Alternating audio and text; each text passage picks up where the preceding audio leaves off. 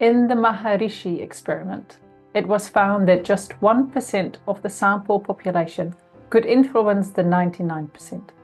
That small group, using deep, transformative and focused meditation and mindfulness techniques, sent a ripple into the field that was stronger than the collective fears and anxieties of the rest. Blood moon lunar eclipses, historically, especially among Indigenous and First Nations peoples, are seen as markers of time, heralding great change. Hey there, Truth Seeker. Welcome to the Star Kittens community where we discuss 13-sign astrology. Are you in alignment with your divine design? Do you want to master the metaphysical reality? Open the doors of perception. Each planetary body is an archetype, a template, if you will, that helps us interpret human behavior and the world around us. The more awake and aware we are, the more synchronicity will show up in your life. Our focus today is the blood moon lunar eclipse in Leo. We will spotlight and interpret the tense opposition with Saturn, the Sun's conjunction with Neptune, and Uranus' entry into Taurus for the first time since March 1941. To help us reach more souls with this important message, please like, share, and subscribe. There's a lot going on, so let's jump in.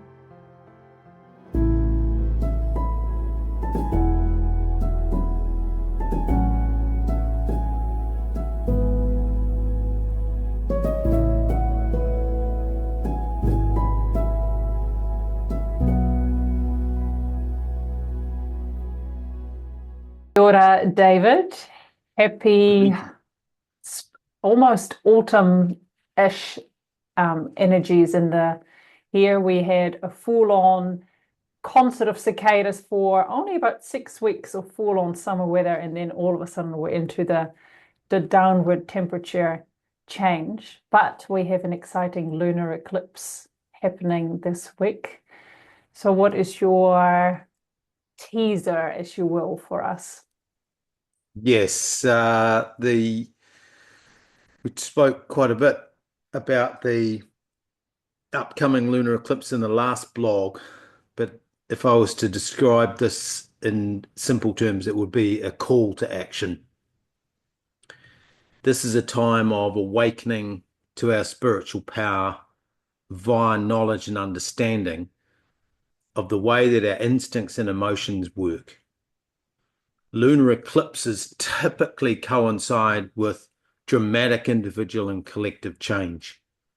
From an astronomical perspective, there's an alignment between the sun, the moon, and the earth, but for this particular eclipse, we've got a fourth planetary body that's exactly aligned, and that's Saturn, so there's 4 of them lined up here. For about 65 minutes of the eclipse, the light of the moon will be totally hidden. The light of the sun will pass through the Earth's dusty atmosphere, and it will turn the moon blood orange. Metaphorically, the emotional energies of the moon, in this case, are turned inward, held in the body of the Earth. That really means that we will experience introspection and awe. It's a time of going inward.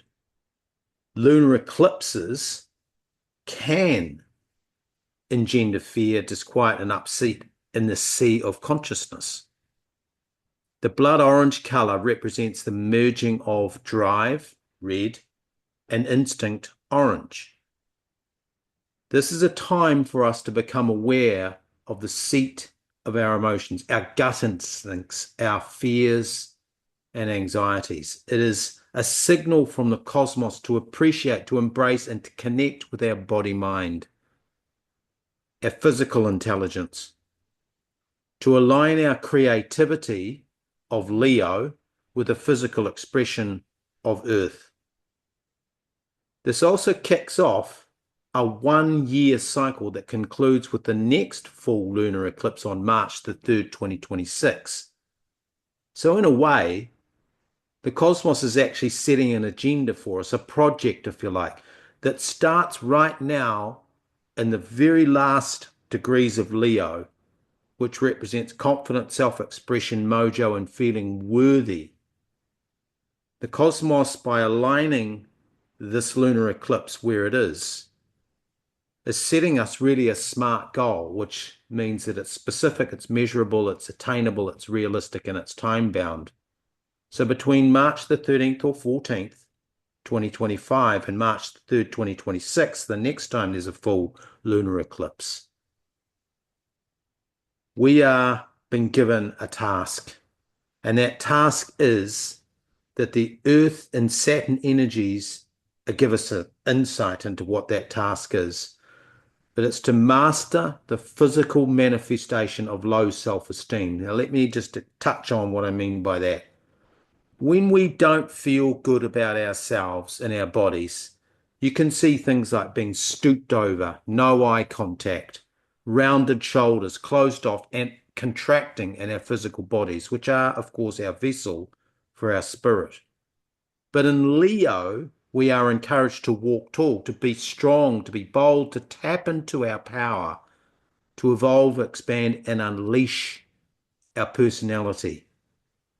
So this next 12 months is about emotional and physical renewal and regeneration on a personal level, so that we can more effectively contribute to the collective. Interestingly, it occurs on the exact same day as Uranus enters Taurus. The last time that happened was 84 years ago in 1941. It also coincides with Saturn entering Pisces.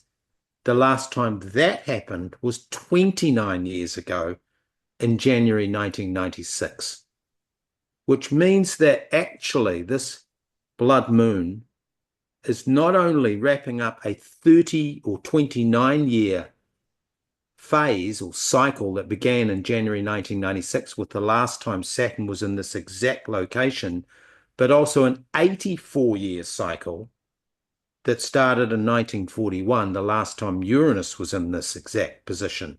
So we have not only a blood moon lunar eclipse, we've also got Saturn in the mix and Uranus in the mix as well, making this very, very powerful.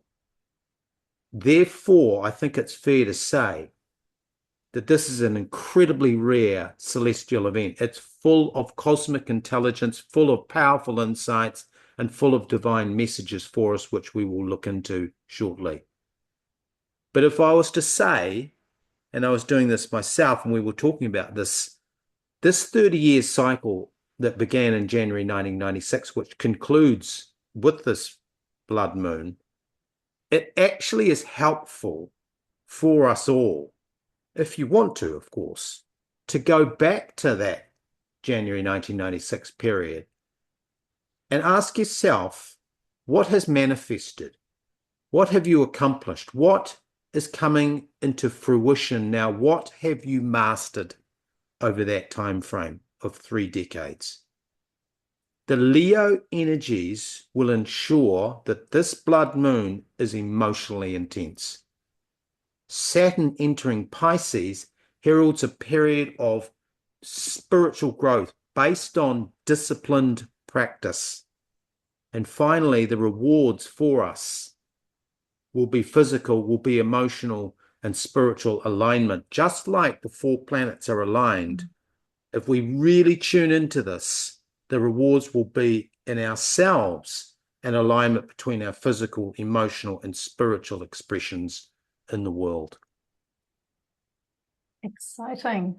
It So is. for those people listening, thank you so much for the follows we are getting on Spotify and Apple Podcasts. It's beautiful to see. I'll just tell you that at the time of this lunar eclipse, the sun is at 1 degree Pisces with Saturn at 0 degrees Pisces. The moon is at 35 degrees Leo, is on the other side. And we are also talking about Uranus, which is at 0 degrees Taurus. And we will highlight Neptune this time as well. Neptune, of course, being in its home sign of Pisces at 7 degrees. So shall we start with the mix of that Saturnian, Neptunian, and Sun energy in Pisces? Yeah, well, and look, what a power-packed series of planetary bodies have come together at this time, bearing in mind that the Uranian configuration, as I said, there'd be very few people who were actually even alive. I mean, obviously there are some 84 years ago, but there's very few of us. But this is a perfect time when the Sun and the Neptune energies or the Pisces energies converge. This is a perfect time for deep, grounded meditation and mindfulness. This is an unbelievably positive opportunity to experience transcendental and otherworldly experiences via that modality of grounded meditation and mindfulness. Sound therapies, light therapies, however it is that you can bypass the busy mind and get to spirit. That's the key. The activation of sixth sense and heightened intuition is all on the table right now. And Saturn, Neptune, as I mentioned, they come together. Saturn brings structure to Neptunian spiritual seeking. So when we think about mindfulness and meditation practice, Saturn says to get the best out of that Neptunian energy, we need to be disciplined, we need to be consistent. The other thing that comes together or that emerges when Saturn and Neptune again present or come together or converge is that a gateway is opened in order for us as spirit beings having a human experience to tap into, to leverage, to unlock latent and dormant extrasensory faculties, the ability to read situations and circumstances, to see into, if you like, what is going on beyond the surface noise, and various other clairvoyance, clairaudience, clairsentience. It just goes on and on and on. That's all opening up for us, but it will require, Saturn doesn't just give these gifts away. The Saturn energies remind us that we need to have practice, that we need to master, that we need to be disciplined, and we need to be organized in the way that we approach this. And it is off the back of that that we can expect some pretty amazing spiritual results. Thank you. I've spoken about some of my practices in previous videos, and at the beginning of the year, I started actually listening to meditations with my daughter before she goes to sleep. She doesn't make it through the whole thing, but it's just such a beautiful way for her to learn. She's 8, almost 9, to quiet that. And perhaps one day she'll go, I can see things that she doesn't quite can explain clearly. So who knows, by setting up your children at a very early age, they might bring us the biggest gift even more. So yes, this lunar eclipse happens at 7:54, or the full moon happens at 7:54 p.m. here in New Zealand. It won't be dark yet. I haven't looked where this lunar eclipse is fully visible. It wouldn't surprise me if it's in the North American region. But I've witnessed a lunar eclipse before, and it's such a crazy thing to see, right? You've got this moon, and all of a sudden it's starting to get that red glow over it. So what have you found out about that happening in the past? How do people react to these phenomena? Well, these events, of course, happen in cycles. And, I did a little search of the internet prior to doing the blog, and I found that there was a post there on Google that said that in 1504, there was an eclipse of this nature in Leo.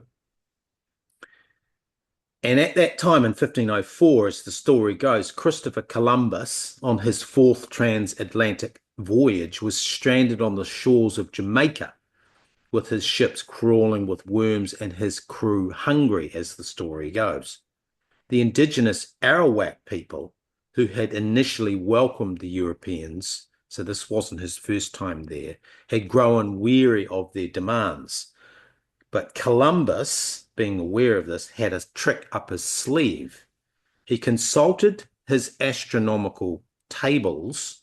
I think we would call those an ephemeris today. I don't know what they were using back then.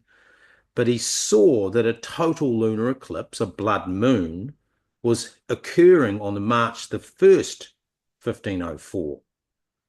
So he summons the island's leaders and he warned them that, and I underscore this point, his God would blot out the moon in anger if they did not help him by providing supplies. Fear is said to have gripped the Arawak people when the blood-red eclipse darkened the sky, and they rushed to appease Columbus with food and aid. Now, there's so many aspects to the story, but one I'd like to tease out is this. Columbus tapped into primal fear driven by what? A lack of knowledge. Mm-hmm. Primal fears are, therefore, programs and scripts that reside in the collective unconsciousness, which we talked about last time, of course, is symbolized by Pisces. His knowledge of those fears, which really are just simply unanswered questions, like why is this happening? Consciousness can be manipulated. Fears, or so-called instincts or gut or visceral reactions, can be manipulated. He learnt that and he knew that. The soul, which is we've spoken of frequently in the past, is the archetype of the moon, can be imprisoned, therefore, by our memories of what has happened in the past. And metaphorically, these memories are lodged in the body, represented by, in this case, Earth. When we think of the meridian systems modality, this works on this principle that these memories, the trauma, that trapped emotions, can be unlocked by triggering particular meridians to release us and free us from these traumas and these memories. And it is in doing so that our emotional state can be released, rehabilitated, and freed. Human memory is therefore based on physical experiences derived from the five senses. If you think of those Arawak, they would have had tales around the campfires of these blood moon eclipses. And who knows what they were telling themselves, but of course they clearly didn't have access to the scientific and astronomical tools that Columbus did, and he knew that. Now, if we go a little further, the chakra system, for those that believe in it, and the red and the orange is very symbolic, I think, with this as well. Consciousness, in this case, is trapped in the Muladhara, the root chakra, which is the base of the spine, symbolized again by Earth.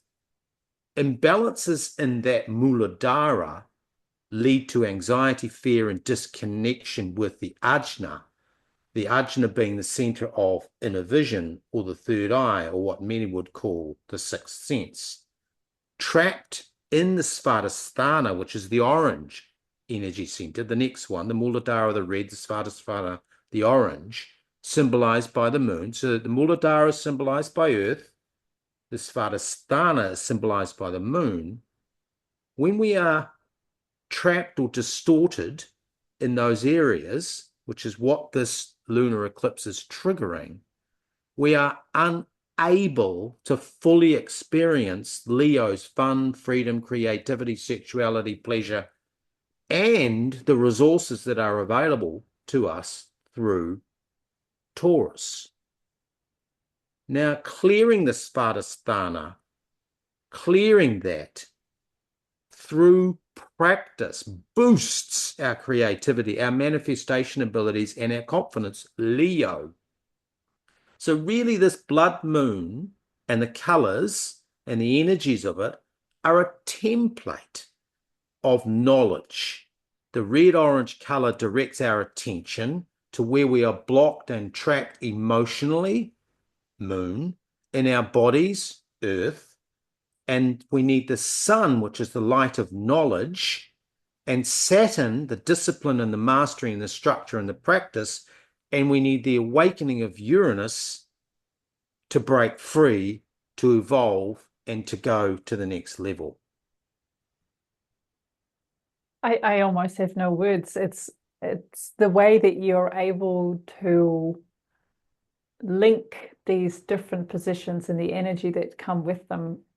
Yes, I very much enjoy listening to your perspective on things, and I hope that those people listening and watching have the same ideas as I do. So Uranus entering Taurus, as you said in the intro, it happened in 1941, and of course 1941 we are in the Second World War. There's a lot of things happening on the planet at that time, and here we are 84 years later. Taurus is an earth sign, the first of the trilogy, Taurus being the first one, Virgo the second, and Capricorn the third. So Uranus, the awakener, where would you like to take this? It's fascinating, right? That 1941 was the middle of World War II. And we're talking about trapped fears. We've talked about or illustrated the story of Colombus and how he manipulated the consciousness of those first peoples and indigenous to get what he wanted, basically. He took advantage of their, I wouldn't call it ignorance, because they are by nature deeply attuned to the earth and its cycles, and they would have had their own myths and legends, but they perhaps weren't aware of the precision with which he was able to say on this particular date. They would have sensed that there was an eclipse coming. I have no doubt, because that was in their memories. But he knew and he pinpointed, and it was that light of knowledge that blew them away. So I think that there's something in that story. And this is why this entry of Uranus to Taurus 84 years ago, at this precise moment, when many are saying that we are on the cusp of World War III, and whether we believe that or not, that's certainly what's in the collective. Now, Uranus, as we've talked about often, represents awakening. But in this context, we've talked about the blood moon, the red and the orange, as a symbol from the cosmos saying to us, perhaps we are trapped and blocked in our ability to experience life. We are trapped and blocked in the areas of super hyper focus on food, shelter, clothing, but not a lot else. Survival, basically. And that our drive and instincts to survive need to be linked with our soul memories, our moon, but also our spirit. And that process of awakening is what many would call the Kundalini rising. That's simply a metaphor, by the way, for the connection of whether we believe in the chakra system. It's a concept that says we connect the root with the third eye so that we connect instincts and memories of the soul with the knowledge that can only be obtained when we connect with the divine.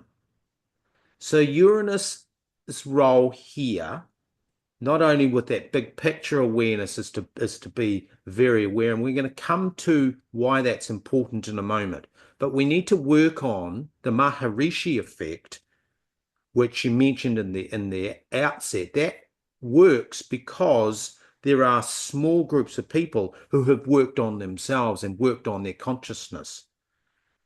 When we are made aware of the source of these self-limiting scripts and memories, such as the Arawak people were, that was a self-limiting belief. We've talked before that those self-limiting beliefs on the collective level reside in the sign of Pisces. So that is getting stirred up, some of that collective memory at this blood moon lunar eclipse. But it's the call, as I said right at the beginning, it's a call to action for us individually to consciously decide to confront, resolve, rehabilitate, and remediate energetic distortions that reside in that red and orange chakras and the very basis of who we are, and our gut instincts, in our gut, which they say is the second brain.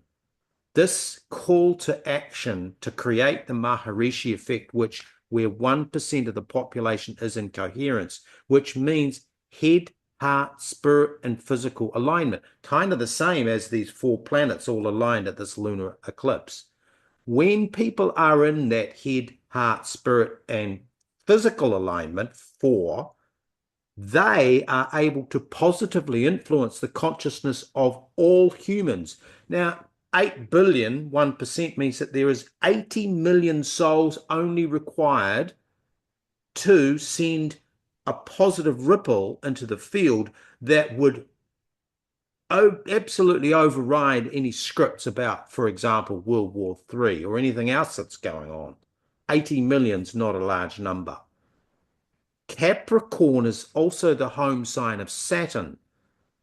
So 80 million individuals awakened and aware, vibrating at the highest resonance and frequency on the earth, will prevent much of the chaos that the controllers, just like Columbus was trying to control the Arawak and the first people, are trying to wreak on the planet and its beings. Our instincts, those patterns of behavior, those knee-jerk reactions based on memory, reside in the collective unconsciousness of Pisces, where Saturn has started his transit. Saturn is asking us as individuals, as seekers, to systematically meditate and practice mindfulness. And in doing so, just 18 million of us, there's a call from the universe, from the universal intelligence, just 18 million of us can change the level of consciousness on the earth. And finally, the Uranus awakening happens both therefore at an individual level and a collective level. But it starts with us as individual, realizing, like the Arawak, that we don't need to be ignorant. We don't need to be controlled by a Columbus, which is a metaphor for those who think they're smarter than the rest of us, manipulating everything. And that's done predominantly through the media, of course. But Uranus awakening is about individual souls tapping into their higher awareness, their ajna, their higher memories, and connecting their rootal red energies to their violet and indigo frequencies of higher consciousness. To do that, though, requires an awakening, first of the process, second of the problem, and then it requires action to actually make it happen. Yes, we can't just talk about it or think about it. We actually need to do it. And I've now noticed that if I choose a sleep-in over meditation in the morning, one day might be okay, but if I do it more than once, 2, 3 days in a row, I feel it. I'm not as grounded.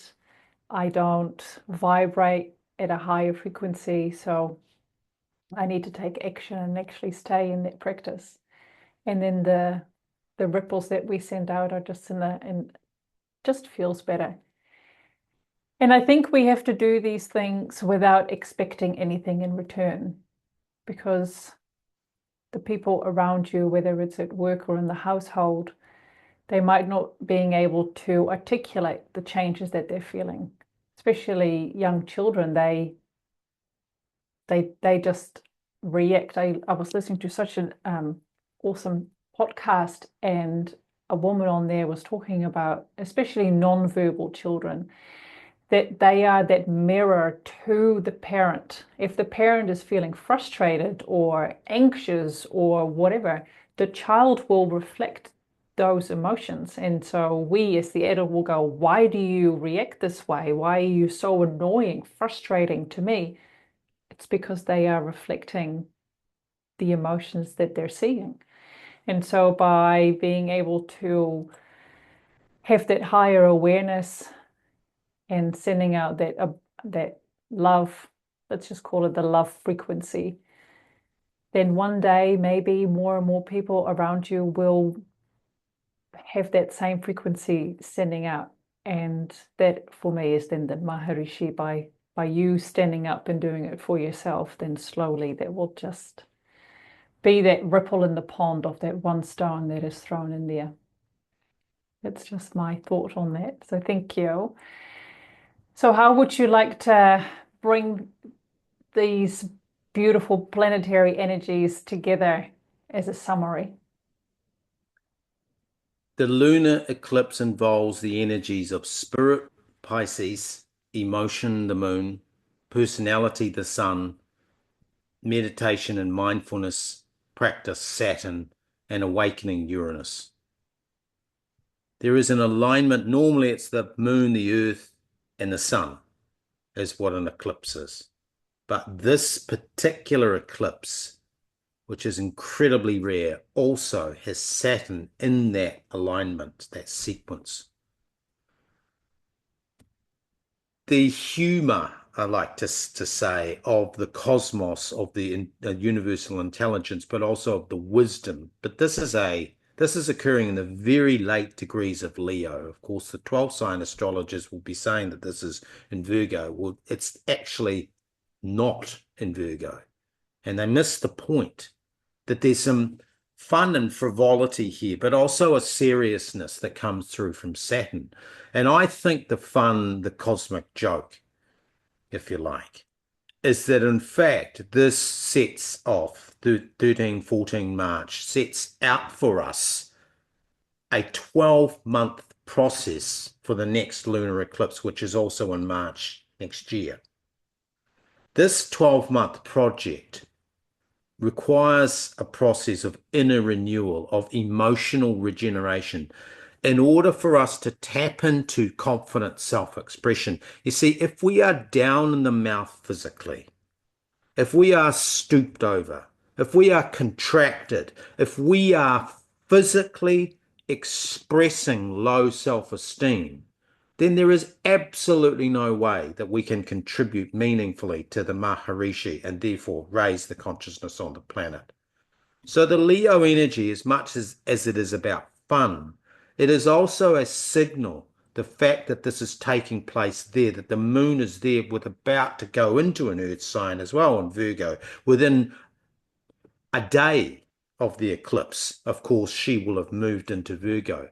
But she picks the energy up and says, hey, folks, you've got to be standing tall and courageous and confident. And this 12 months is the window, because, boy, it's going to get chaotic. And we talked about that before with the last blog about how Saturn going through Pisces signals a lot of disruption, the dissolution of his institutions.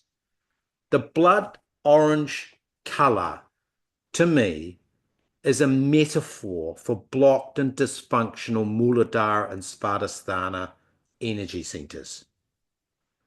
And therefore we are being reminded at this lunar eclipse that our emotions can be trapped. See, when the earth comes in between the sun and the moon, for that 65 minutes, the moon is starved effectively of its light of essence. And the blood moon color is because of the light bouncing or coming through the Earth's atmosphere, which, by the way, is dusty and cloudy, and it's the dust, in fact, the debris in the atmosphere that causes that orange color. At least that's what NASA tell us. So the metaphorical message is that our emotions for a moment will be trapped in the physical body of the earth and in the collective consciousness of Pisces. Those instincts and fears and anxieties, just like the Arawak people had, simply comes down to this. It's a lack of knowledge, it's a lack of understanding, and it's a lack of insight. Columbus's story tells us that he or she who understands can manipulate consciousness. The Maharishi are effectively manipulating consciousness because they understand how this works. If we are to overcome our instincts and unlock and connect with our intuition, and I'm drawing the distinction between instincts in the gut, which is the survival, and memory, and intuition, which is our higher faculties, which many people never get to access because they are so mired in survival. But if we are to overcome and unlock our highest intuition, our highest energies, we need to practice meditation and mindfulness. And that is the message of Saturn in Pisces. We need to master this. So this is a call to raise our vibration so that 80 million of us around the world can unleash the Maharishi effect to make sure that the worst of the Uranian energy moving into Taurus, which, as a reminder, in 1949, this was in the middle, 1941, beg your pardon, in the middle of a terrible conflict that has scarred humanity. And we are on the verge of something similar.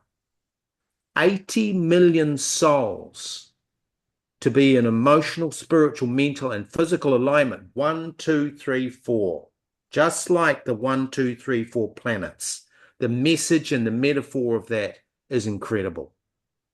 Just 80 million are required around the world to be in that alignment in order to lift the consciousness of the planet and to put us on a completely different timeline and trajectory that the controllers will never be able to do anything about stopping. Let us be the trailblazers. Yes. Yes. Thank you so much, David, for sharing your knowledge and your insights with all of us. If you've enjoyed listening to us, you can watch us on YouTube or vice versa on Spotify and Apple Podcast. If you are intrigued and would like to know what your true natal chart looks like, we can provide those for a donation or a full-on natal reading. So get in touch and let's be the trailblazers and knowing our true divine design for this lifetime. Thank you, David. Namaste. Ngā mihi. Until next time. Bye-bye.